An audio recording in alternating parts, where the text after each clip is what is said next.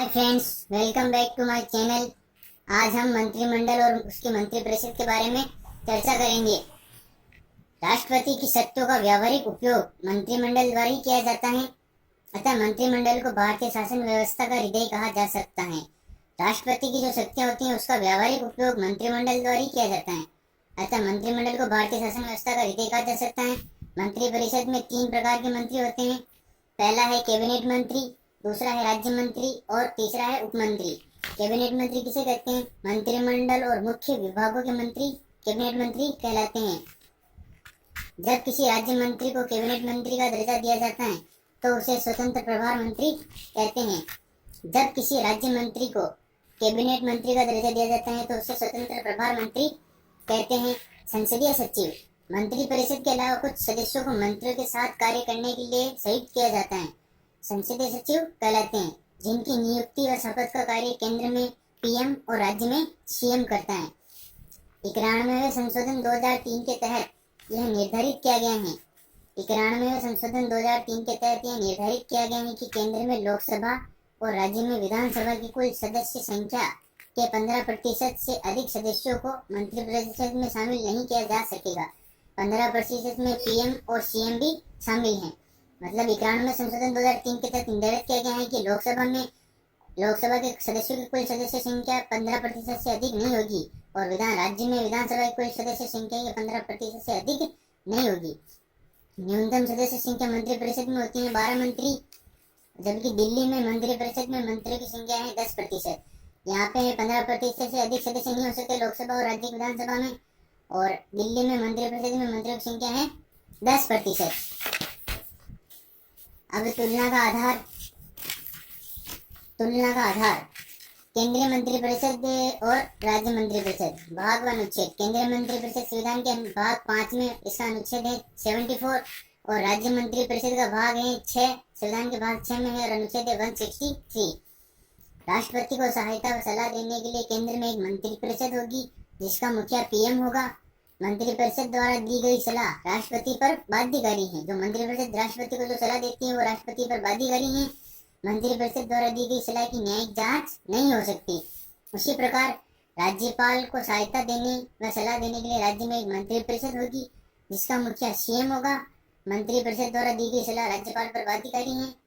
मंत्रिपरिषद द्वारा दी गई सलाह की न्यायिक जांच नहीं हो सकती है। दूसरा तुलना का आधार है मंत्रिपरिषद की संरचना। पीएम प्लस कैबिनेट मंत्री प्लस राज्य मंत्री प्लस उप मंत्री प्लस संसदीय सचिव। पीएम भी मंत्रिपरिषद का ही सदस्य होता है, लेकिन सभी मंत्रियों में अग्रणी होता है। पीएम समानों में प्रथम होता है, मतलब सभी मंत्रिपरिषद के सदस्यों में प्रथम होता है। पीएम भी कैबिनेट मंत्री होता है। उसी प्रकार सीएम प्लस कैबिनेट मंत्री प्लस राज्य मंत्री प्लस उप मंत्री प्लस संसदीय सचिव आएंगे राज्य मंत्री परिषद में। सीएम भी मंत्रिपरिषद का सदस्य होता है, लेकिन सभी मंत्रियों में अग्रणी होता है। सीएम समानों में प्रथम होता है। सीएम भी कैबिनेट मंत्री होता है। अब केंद्रीय मंत्रिपरिषद और राज्य मंत्रिपरिषद का मंत्री बनने के लिए न्यूनतम उम्र क्या निर्धारित की गई है? 25 वर्ष। केंद्रीय मंत्रिपरिषद का मंत्री बनने के लिए भी 25 वर्ष और राज्य मंत्रिपरिषद का मंत्री बनने के लिए न्यूनतम उम्र है 25 वर्ष। अब मंत्रियों की नियुक्ति कैसे की जाती है? मंत्रियों की नियुक्ति अनुच्छेद केंद्रीय मंत्रिपरिषद के मंत्रियों की नियुक्ति अनुच्छेद 75 के तहत राष्ट्रपति द्वारा बहुमत दल के नेता को पीएम के रूप में नियुक्ति करता है। राष्ट्रपति पीएम की सलाह पर अन्य मंत्रियों की नियुक्ति करता है। अनुच्छेद 75 के तहत राष्ट्रपति द्वारा केंद्रीय मंत्रिपरिषद के मंत्रियों की नियुक्ति की जाती है। बहुमत दल के नेता को राष्ट्रपति पीएम के रूप में नियुक्त करता है और पीएम की सलाह पर अन्य मंत्रियों की नियुक्ति करता है। उसी प्रकार राज्य मंत्रिपरिषद में अनुच्छेद 164 के तहत राज्यपाल द्वारा नियुक्ति की जाती है। बहुमत दल के नेता को राज्यपाल सीएम के रूप में नियुक्त करता है और सीएम की सलाह पर अन्य मंत्रियों की नियुक्ति करता है। और अब शपथ। अब केंद्रीय मंत्रिपरिषद के मंत्रियों को शपथ कौन दिलाता है? अनुच्छेद 75 के तहत राष्ट्रपति दिलाता है केंद्रीय मंत्रिपरिषद के मंत्रियों को शपथ, और राज्य मंत्रिपरिषद के मंत्रियों को शपथ अनुच्छेद 164 के तहत राज्यपाल दिलाता है।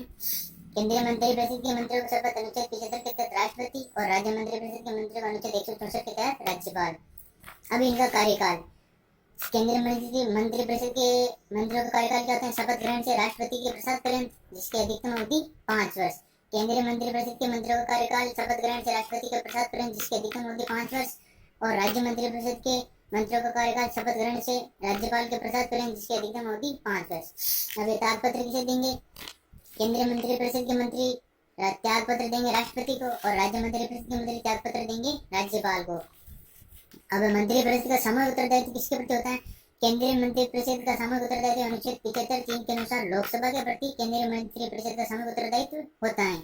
उसी प्रकार अनुच्छेद 164(2) के अनुसार राज्य मंत्रिपरिषद का उत्तरदायित्व सामूहिक उत्तरदायित्व विधानसभा के प्रति होता है। केंद्रीय मंत्रिपरिषद का सामूहिक उत्तरदायित्व तो लोकसभा के प्रति और राज्य मंत्रिपरिषद का सामूहिक उत्तरदायित्व विधानसभा के प्रति। अब किसी एक मंत्री का निर्णय संपूर्ण मंत्रिपरिषद का निर्णय माना जाता है, इसलिए एक मंत्री के कार्य के लिए संपूर्ण मंत्रिपरिषद सामूहिक रूप से उत्तरदायी होती है। किसी एक मंत्री के विरुद्ध अविश्वास प्रस्ताव पारित होने पर संपूर्ण मंत्रिपरिषद को त्याग पत्र देना पड़ता है। अगर किसी एक मंत्री का निर्णय किसी संपूर्ण मंत्रिपरिषद का निर्णय माना जाता है, अगर किसी एक मंत्री ने गलत निर्णय लिया है तो वो संपूर्ण मंत्रिपरिषद उसके लिए सामूहिक रूप से उत्तरदायी होगी, और अगर किसी एक मंत्री के विरुद्ध अविश्वास प्रस्ताव पारित हो गया तो संपूर्ण मंत्रिपरिषद को त्यागपत्र देना पड़ेगा। अब मंत्रियों का व्यक्तिगत उत्तरदायित्व किसके प्रति होता है? केंद्रीय मंत्रिपरिषद के मंत्रियों का व्यक्तिगत उत्तरदायित्व राष्ट्रपति के प्रति होता है, और राज्य मंत्रिपरिषद के मंत्रियों का व्यक्तिगत उत्तरदायित्व राज्यपाल के प्रति होता है। जबकि केंद्रीय मंत्रिपरिषद का सामूहिक उत्तरदायित्व तो लोकसभा के प्रति और राज्य मंत्रिपरिषद का सामूहिक उत्तरदायित्व विधानसभा के प्रति। उसी प्रकार केंद्रीय मंत्रिपरिषद का व्यक्तिगत उत्तरदायित्व राष्ट्रपति के प्रति और राज्य मंत्रिपरिषद का व्यक्तिगत उत्तरदायित्व राज्यपाल के प्रति। क्या कोई सदस्य सदन का सदस्य बने बिना मंत्री बन सकता है? हाँ, केंद्रीय मंत्रिपरिषद में भी हाँ बन सकता है, लेकिन 6 माह के भीतर उसे संसद की सदस्यता हासिल करनी होगी, अन्यथा मंत्री पद से हट जाएगा। उसी प्रकार राज्य मंत्रिपरिषद में भी हाँ बन सकता है, लेकिन 6 माह के भीतर उसे संसद की सदस्यता हासिल करनी होगी, अन्यथा मंत्री पद से हट जाएगा। अगर आपको हमारी पोस्ट पसंद आई हो तो हमें शेयर करें, लाइक करें, सब्सक्राइब करें। Thank you.